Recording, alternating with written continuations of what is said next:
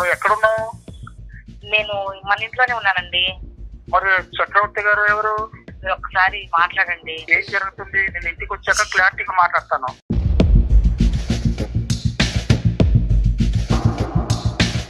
తాగటం, ఫ్రెండ్స్ కి వచ్చిన జీతం అంతా వాళ్ళ ఖర్చు చేయడం, అసలు ఇంటికి రూపాయి తీసుకురాడు సార్. ఇట్లా తాగి తందనాలాడి ఎవరికో దోస్తులకు పెడితే నా పిల్లలకి ఎవరు మేడం రేపు?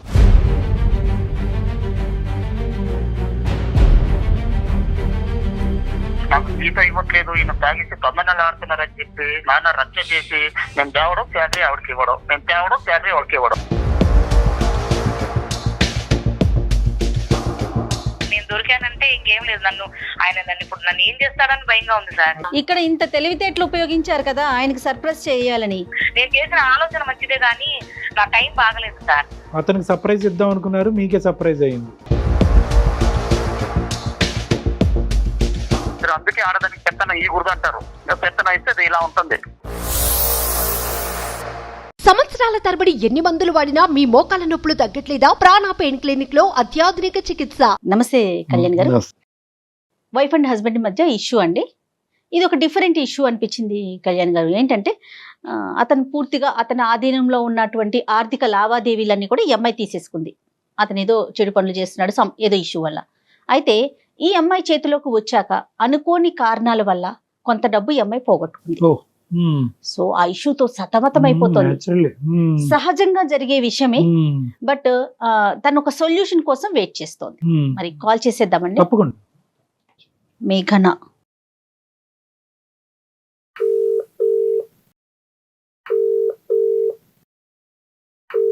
హలో మేఘన అండి. అవును మేడం, మీరెవరు మేడం? నేను జయానండి, అందమైన జీవితం ప్రోగ్రామ్ నుంచి కాల్ చేస్తున్నాను. నమస్తే మేడం. నమస్తే మేడం.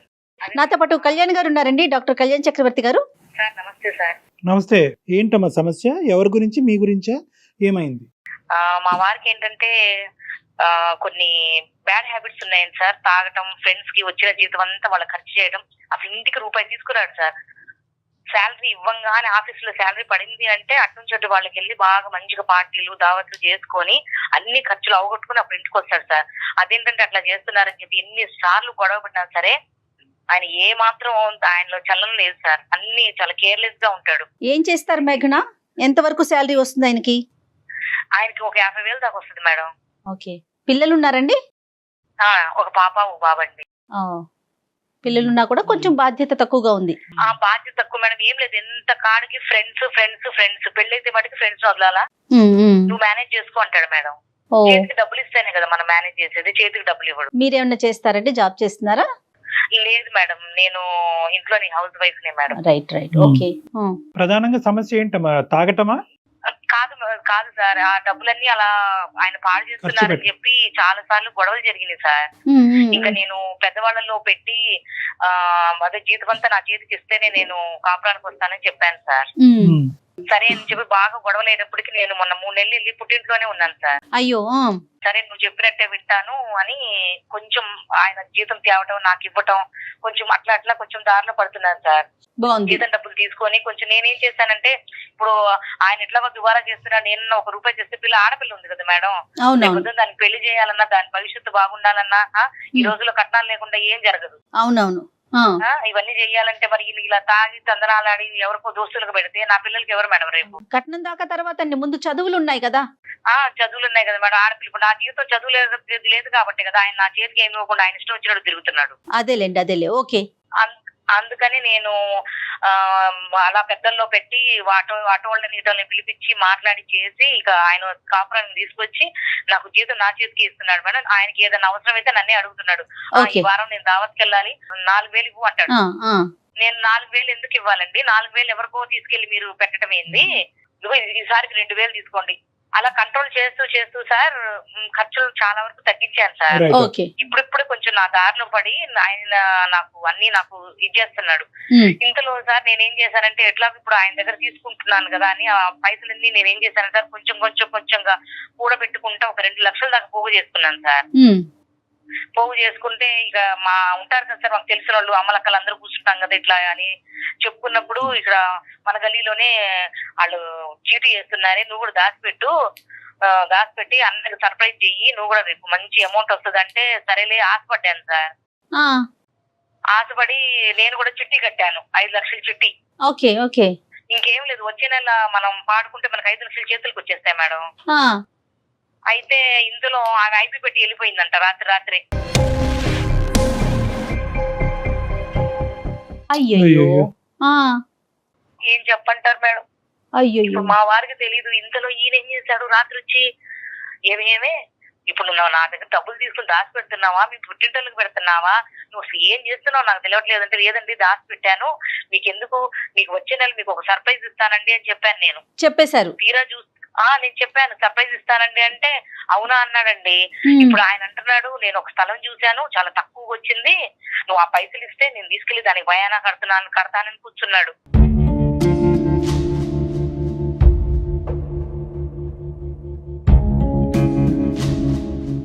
ఇప్పుడు నేను ఏం చెయ్యాలో నా కాళ్ళు చేతులు ఆగట్లేదు ఒక సార్. నిమిషం మేఘన, ఇప్పుడు మీరు తీసుకున్నటువంటి కంట్రోలింగ్ ఫ్యాక్టర్ వల్ల తాగుడు తగ్గిందమ్మా, ఖర్చు తగ్గింది, తాగుడు తగ్గింది సార్, రైట్? ఓకే, తగ్గింది.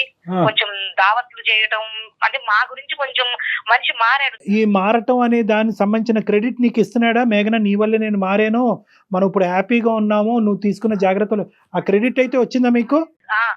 ఇస్తారు సార్, ఇస్తారు, బానే చూసుకుంటున్నాడు. ₹1 నేనేందంటే ఆయనకి ఏందంటే అనుమానం, నేనేందో తీసుకెళ్లి మా పుట్టింటోళ్ళకి పెడతానని. Okay okay. నేను ఎందుకు పెడతాను సార్, నాకు ఆడపిల్ల ఉన్నప్పుడు నేను మా అమ్మోళ్ళకి నేను ఎందుకు ఇస్తాను, నా పిల్లకి నేను చూసుకుంటాను. కాదు, ఈ సర్ప్రైజ్ ఇవన్నీ పక్కన పెడితే ముందు నుంచి ఇలా నేను చిట్టి పాడుతున్నాను, ఫైనల్ గా మనకి ఎంత అమౌంట్ వస్తుందని ముందు నుంచే చెప్పలేదు సార్. నేను చేసిన తప్పు ఏంటంటే ఆయనకి ఒక్కసారిగా 5 లక్షలు తీసుకెళ్లి ఆయన చేతిలో పెడదాం అనుకున్నాను సార్. ఓకే. నా కర్మ సార్, నా కర్మ, ఏం చేద్దాము. అంటే మీరేమనుకున్నారంటే కనుక మీరు మారటానికి ఇది గిఫ్ట్ అన్నట్టుగా అనుకున్నారు. అంతే సార్. కానీ మేఘన చదువుకున్నారు కదా మీరు, ప్రైవేట్ వాళ్ళ వ్యక్తుల దగ్గర చిట్టీలు వేయకూడదని ఎలాంటి ప్రచారం జరుగుతా ఉంది మేఘన? బాగా లేచిన దగ్గర నుంచి తెల్లారి ముఖం చూసుకుంటాం మేము, వదినా అనుకుంటా. మేఘన, ఇప్పుడు సమస్య ఏంటమ్మా అంటే నీ నోటి ద్వారా ఇది చెప్పలేవా? నేను నాకు మీరు చేసేది ఇదేంది సార్, నాకు నిన్న పిచ్చి ఆలోచనలు వచ్చింది సార్, చచ్చిపోదాం. అయ్యో లేదు సార్, ఎందుకంటే ఇప్పుడు ఆయన అంతమంది ముందు ఆయన్ని గొడవ పెట్టి 10 మందిలో నేను ఇట్లా చేస్తున్నానని చెప్పి ఆయన దగ్గర పెత్తనం అంతా నేను తీసుకొని నేనేదో ఉద్ధరిద్దామని నేను చేసిన ఆలోచన మంచిదే కానీ నా టైం బాగలేదు సార్.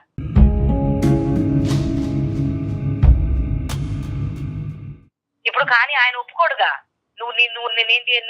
నేనేదో ఖర్చు పెడుతున్నానని చెప్పి నువ్వు తీసుకెళ్లి చిట్టీలకు తగలబెట్టావు నువ్వు అని చెప్పి అసలు ఆ మనిషి ఎలా రియాక్ట్ అవుతాడో, ఆయన నేను ఎలా ఫేస్ చేయాలో. పోలీస్ కేసు ఏమైనా ఫైల్ అయిందమ్మా? లేదు సార్, ఎందుకంటే అందరూ అట్లాగే ఉన్నారు. రాత్రి ఏమో పెద్ద గొడవ సార్.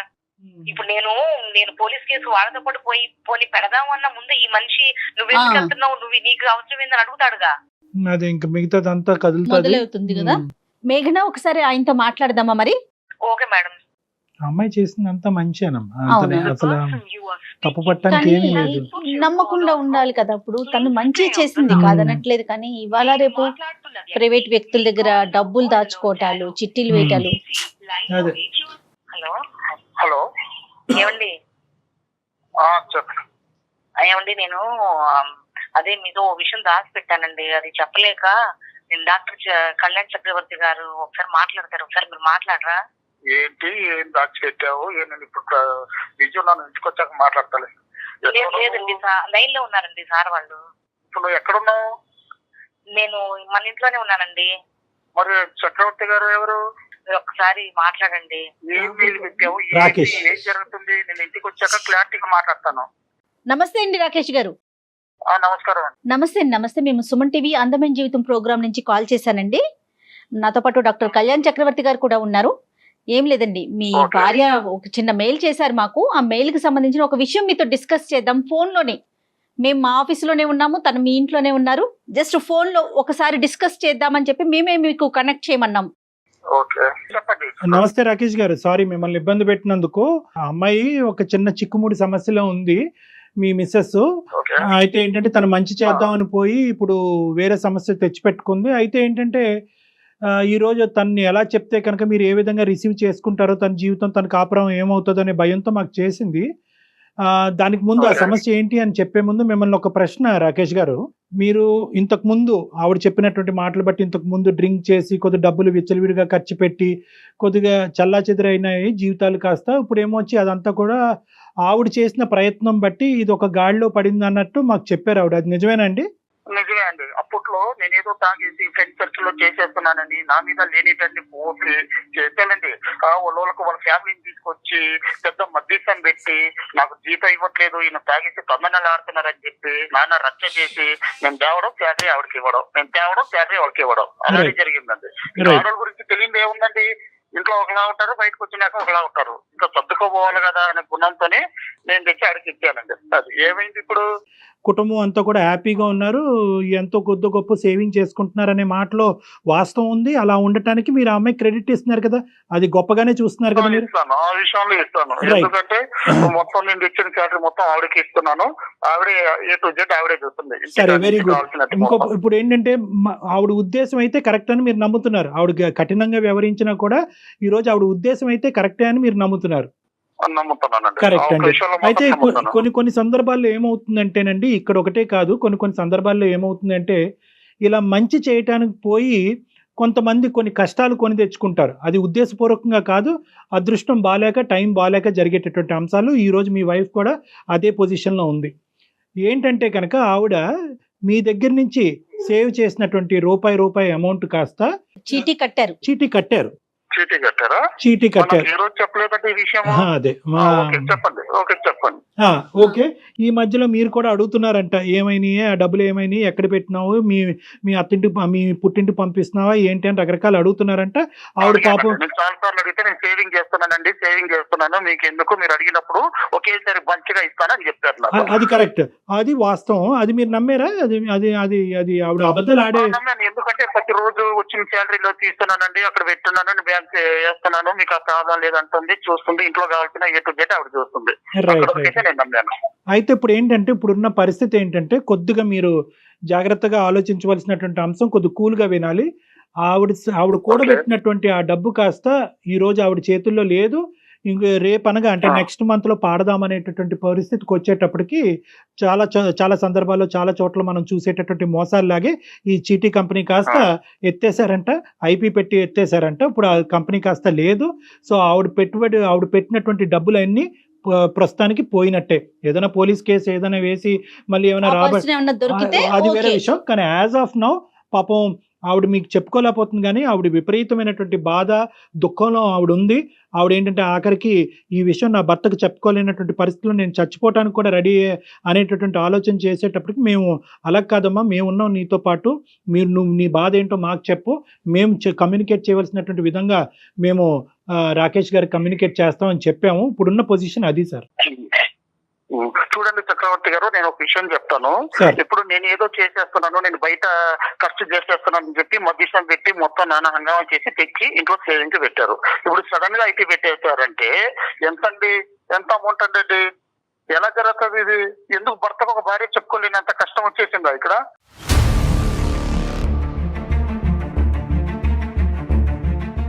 అంటే కాదు సార్, ఆవిడ ఉద్దేశం ఏంటంటే కొద్దిగా మీకు ఈ రోజు నిజంగా ఆవిడ అనుకున్నటువంటిది జరుగుంటే కనుక మీరు చాలా సర్ప్రైజింగ్ గా ఉండేవారు, మీరు ఇంకా అద్భుతంగా ఫీల్ అయ్యి ఉండేవారు, మీ బాండేజ్ కాస్త ఇంకో లెవెల్కి వెళ్ళి ఉండేది. నేను నా భర్తని నా కుటుంబాన్ని మార్చుకోవటమే కాదు, దానికి అడిషనల్ గా ఈ గిఫ్ట్ కూడా ఇచ్చి మనీ యొక్క వాల్యూ తెలియపరచడానికి ఆవిడ చేసినటువంటి ఒక ప్రయత్నం కాస్త బెడిసికొట్టింది. అది కూడా ఆవిడ చేసినటువంటి తప్పు కాదు.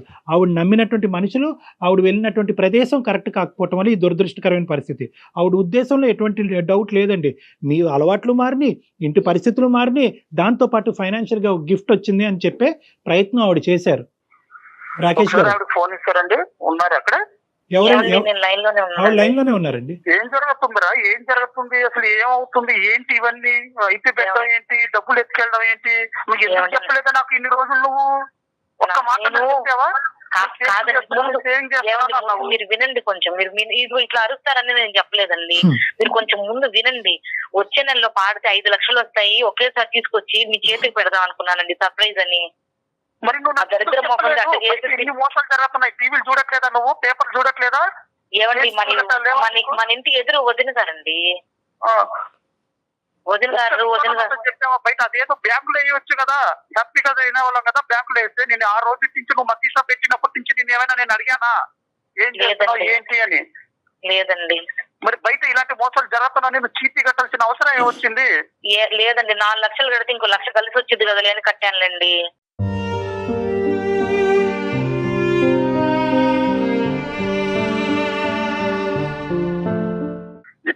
జరుగుతున్న దాంట్లో రూపాయి కూడబెట్టిండే మన కష్టమే అది. మన పిల్లలు మనం బాగుండాలనేసి నువ్వు లేడీస్ మాటలు విని ఎందుకు ఇలా చేసావే నువ్వు? 1-2 లక్షలే, 5 లక్షలండి పిల్ల పేరు. జీతం బాగాలేకుంటే ఇది ఇలాంటి దగ్గర, అందుకే ఆడదానికి పెత్తనం ఈ గుర్దు అంటారు.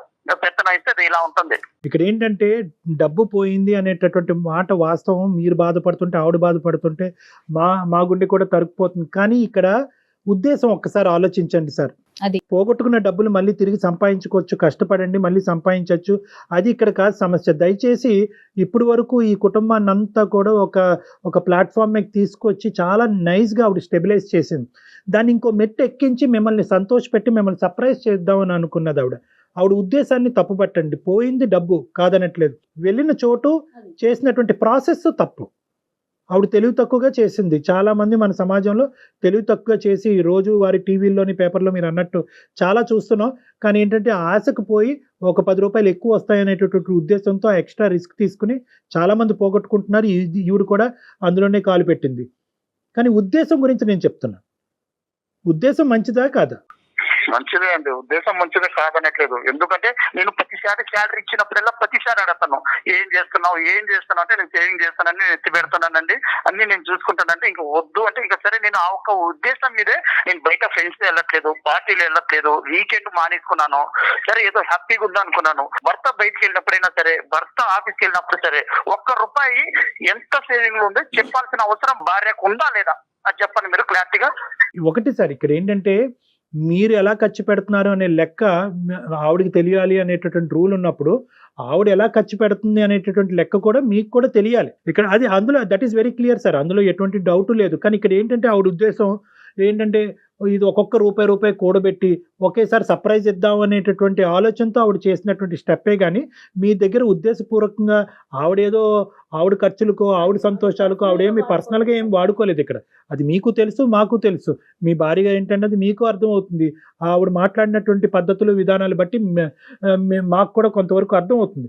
ఎటొచ్చి ఏంటంటే ఇది జరిగింది కాబట్టి ఈ జరగటం వల్ల మీ మనసు విరిగిపోయి ఇంతకు ముందు వచ్చినటువంటి డిఫరెన్సెస్ మళ్ళీ పెరిగిపోకూడదు, మళ్ళీ పునరావృతం అవ్వకూడదు, మనస్పర్ధలు పెరగకూడదు. ఎందుకంటే ఈ ఫ్యామిలీ అంతా కూడా ఒక మంచి ఒక పొజిషన్కి వచ్చింది. సో ఇక్కడ మీరు మనీ పోయింది అని చూస్తే కనుక ఆవిడ మీద నెగిటివ్ వైబ్రేషన్ వస్తుంది. కాదు, ఆవిడ ఉద్దేశం కరెక్ట్, పోయిన డబ్బులు ఎలాగ పోయినాయి, నా భార్య పెర్ఫెక్ట్, నా కుటుంబం గురించి ఆవిడ ఏమన్నా చేయడానికి రెడీ అని అనుకుంటే కనుక మీ ఇద్దరు బాండింగ్ ఇంకా పెరుగుతుంది. కానీ పాప ఆవిడ ఉద్దేశం కరెక్ట్, అది కళ్యాణ్ గారు అంటున్నట్లుగా.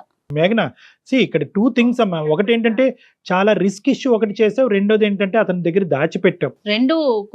రెండు డేంజర్. నేను దాచిపెట్టడం అంటే సార్, మా వారికి నేను అంత ఒక్కసారిగా 5 లక్షలు తీసుకుని ఇదిగోండి రూపాయి పోగు చేసి మీకు సర్ప్రైజ్ చేద్దామని దాచిపెట్టాను. కానీ మా వారు చెప్పకూడదు అనేది నా ఉద్దేశం కాదు. ఇక్కడ ఇంత తెలివితేటలు ఉపయోగించారు కదా ఆయనకి సర్ప్రైజ్ చేయాలని. మరి ప్రైవేట్ గా ఒక వ్యక్తుల్ని నమ్మి ఎలా చిట్టి వేశారండి? ఎన్ని పథకాలు లేవు, ఎన్ని గవర్నమెంట్ బ్యాంక్స్ లేవు.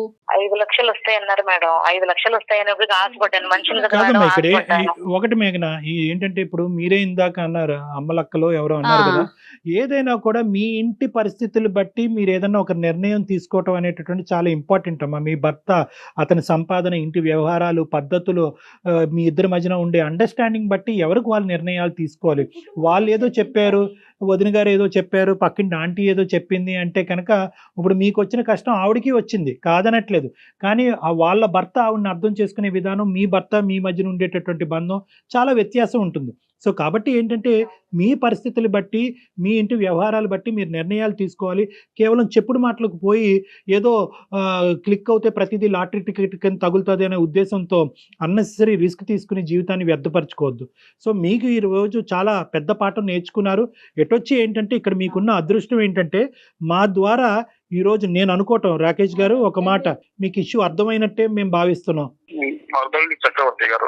కాకపోతే ఒకటండి, ఎప్పుడైనా సరే ఒక భర్త ఆఫీస్కి వెళ్ళి మంత్లీ సేవింగ్ చేసినప్పుడు ఆ భర్త కష్టం ఏంటి, నేను ఎలా మార్చుకున్నాను, నేను నా మొగుడుకు చెప్పుకోవాలి అన్న ఒక భార్య ఆలోచిస్తే ఇన్ని జరగవండి. ఇప్పుడు ఒక్క మాట ఆవిడ నేను ఇట్లా సిటీ వేస్తున్నానంటే నేను జాగ్రత్త పడేవాడిని, వద్దు బ్యాంకులు వేద్దాం, లేదంటే ఇంకోటి చేద్దాం అని ఆవిడ చెప్పకపోవడంతోనే ఎంత పెద్ద విషయం అయింది. రాకేష్ గారు, నేను మిమ్మల్ని అస్సలు ఆవిడ ఖచ్చితంగా చెప్పవలసింది ఈ సర్ప్రైజ్లు గిప్రైజ్లు అనే సబ్జెక్ట్ లేకపోతే కనుక ఈరోజు అందరూ హ్యాపీగా ఉండేవాళ్ళు, మా అవసరం కూడా మీకు పడి ఉండేది కాదు. కానీ ఇక్కడ ఏమైందంటే ఆవిడ కొంతకాలం ఒక అభద్రత అనేటటువంటి ప్రయాణం చేసింది మీతో పాటు. మీరు విచ్చలవిడిగా ఖర్చు పెట్టడం, ఫ్రెండ్స్, వీకెండ్స్, పార్టీస్, తాగటం, ఇలాంటి వ్యవహారాలన్నీ చూసేటప్పటికి ఇప్పుడిప్పుడే ఆవిడకి ఒక నమ్మకం కలుగుతుంది. ఓకే, నా భర్త ఇప్పుడు గాడిలో పడుతున్నాడని. ఎప్పుడైతే కనుక ఇప్పుడు వరకు సేవ్ చేసినటువంటి ఈ పెద్ద అమౌంట్ తిరిగి మీ చేతుల్లో పెడితే కనుక మళ్ళీ ఆ పాత రోజులు వస్తాయేమో అనేటటువంటి ఒక భయంతో, అభద్రతతో తీసుకున్నటువంటి ఎక్స్ట్రా కాషన్ అది కాస్త బెడిసి కొట్టింది. కానీ ఇంకో ఉద్దేశం అయితే కాదండి. మీ దగ్గర దాచిపెట్టి ఆవిడ వెళ్ళి ఇంకో విధంగా ఖర్చు పెట్టింది అనుకోండి, మీ దగ్గర దాచిపెట్టి మీరు అనుకున్నట్టుగా వెళ్ళి వాళ్ళ పుట్టింట్లో ఎక్కడో పంచడం జరిగింది అనుకోండి, అప్పుడు మీరు నిలదీయండి, అడగండి. అది పాయింట్గా. కానీ ఇక్కడ ఏంటంటే ఆ క్లారిటీ ఆవిడకి ఇంతకు ముందు ఏదైతే ఆవిడ చూసిందో అది ఇప్పుడిప్పుడే ఆవిడకి ఒక బలం వస్తుంది అనమాట. ఓకే, మారాడు. ఎప్పుడైనా డబ్బు చూస్తే మళ్ళీ మా మనిషి మొదటికి వస్తాడనే భయంతో ఆవిడ కొద్దిగా అతి జాగ్రత్తగా వ్యవహరించింది. మీకు చెప్పకుండా ఆవిడ నడిపింది. అది కాస్త మీకు ఇంకా అవమానంగానే అనుమానాస్పదంగా మారింది. చూసావా నీ తొందరపాటు వల్ల ఎంత ఇదైందో చూసావా? నేను ఫస్ట్ చెప్తానే ఉన్నాను, నన్ను నువ్వు మాట్లాడడం కోసం ఎన్ని అవస్థలు పడ్డావో నేను అది కూడా చెప్తున్నాను. నీ కోసమే నీ వీకెండ్ వదిలేశాను, పార్టీస్ వదిలేశాను, ఫ్రెండ్స్ వదిలేశాను, పబ్బులు వదిలేశాను. ఎందుకు? ఏమంటే మా పిల్లలు ఏమైపోతారో అన్నావు. నేను సరే పోనీ ఆడదాన్ని మాట వినాలా? మా అమ్మ తిట్టింది, మా నాన్న తిట్టారు, మా మేనత్తీలందరూ అన్నారు. వాళ్ళ మాటలు ఏమైనా పట్టించుకున్నానా? పట్టించుకోలేదు. ఎందుకు నీకు తెచ్చిచ్చాను నేను శాలరీ? ఎందుకు తెచ్చిచ్చాను? ఏదో ఇంట్లో చేస్తున్నావు కదా అని నిన్ను నమ్మే కదా ఇచ్చాను. ఏ రోజన్నా నన్ను ఈ విషయం డిస్కస్ చేసావా? బయట టీవీలు చూడట్లేదా? బయట న్యూస్ చూడట్లేదా? మోసాలు, దగాలు, చీటీలు, అవి ఇవి అనేసి ఒక్క విషయం నాతో చెప్పుంటే సేవ్ అయిపోయేది కదా. ఈ రోజు ఇంత పరిస్థితి వచ్చేదా మనకు?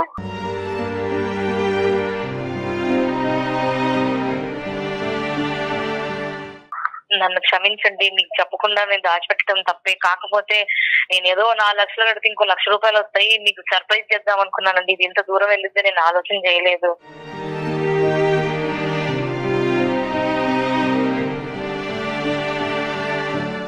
ఆవిడకి పూర్తిగా అర్థమైంది. మీరు కూడా ఆవిడని అర్థం చేసుకున్నారు. కాబట్టి ఇక ముందు నుంచి ఈ సబ్జెక్ట్ గురించి ఎక్కువ డిస్కస్ చేయకుండా అక్కడ దగ్గరలో పోలీస్ స్టేషన్కి వెళ్ళి మీరు కూడా ఒక కంప్లైంట్ పెట్టి ఏదన్నా ఒక చిన్న అవకాశం ఉంటే కనుక భగవంతుడి దయ వల్ల ఆ ప్రయత్నం అయితే చేయండి. లేదంటే మీ కష్టాన్ని మళ్ళీ మీరు నమ్ముకుని ఒక నమ్మకంతో ముందుకు ప్రయాణం సాగించండి. తప్పకుండా సార్. ఏమండి సరే పోనీ ఇంకా ఏడవకు. ఎందుకు ఏడుస్తున్నావు? అయ్యేదా అయిపోయింది, ఇంకోసారి తెచ్చుకున్నావు. నువ్వు కష్టపడు. నీకు మన డబ్బులు తీసుకుపోయినా ఆమె వద్దు. ఆవిడ ఉసురు తగలుతుంది, ఈవిడ పోతుంది, ఈవిడ చేస్తారు. వద్దు. మన పిఎస్కి వెళ్ళి కంటే నీలాంటి వాళ్ళు 100 మంది ఉన్నారు. ఇవాళ న్యూస్ కూడా వచ్చింది, డైలీ ఆటో న్యూస్ వచ్చింది, చీటీల పేరుతో మోసం అని. నువ్వు బయట మీటింగ్ మానేసి ముందు వెళ్ళి ఆ టైలరింగ్ వచ్చు. నీకు ఏదో ఒకటి నా శాలరీలో నీకు షాప్ పెట్టిస్తాను, ఆ టైలరింగ్ నేర్చుకో. ఇద్దరం కష్టపడతాం, పిల్లల కోసం వేద్దాం. ఇంకా నుంచి ఈ చీటీలు గీటీలు అన్ని వదిలి ఈ ఏడవాళ్ళని మానేసాయి. మీరు చెప్పినట్టే వింటానండి, మీరు ఎట్లా చెప్తే అట్టగా. సూపర్. నేను ఇదే చెప్తున్నాను, ఇంకోసారి కానీ ఇలాంటివన్నీ నువ్వు వదిలి, నువ్వు బయట మీటింగ్లు ఆ అక్క చెప్పింది, ఈ ఆంటీ చెప్పింది, ఇలాతో వదిలి.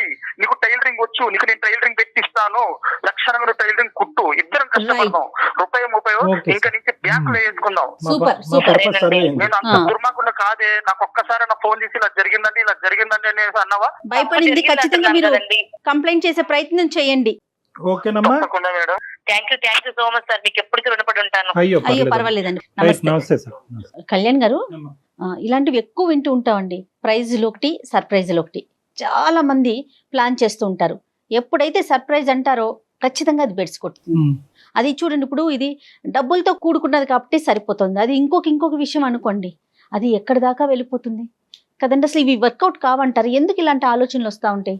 అమ్మ, సర్ప్రైజ్ అనేటటువంటిది ఏంటంటే 2 విధాలుగా ఉంటుంది. ఒకటి, అది హ్యాపీ సర్ప్రైజా, రిస్కీ సర్ప్రైజా. ఇప్పుడు వీళ్ళ విషయం ఉందనుకోండి, అది రిస్కీ సర్ప్రైజే. అది ఈవెన్చువల్గా ఆవిడ అనుకున్నట్టు 5 లక్షల వరకు వస్తే కనుక సర్ప్రైజ్ అయ్యేది, అది అయ్యే ఉండేది, మంచి జరిగి ఉండేది.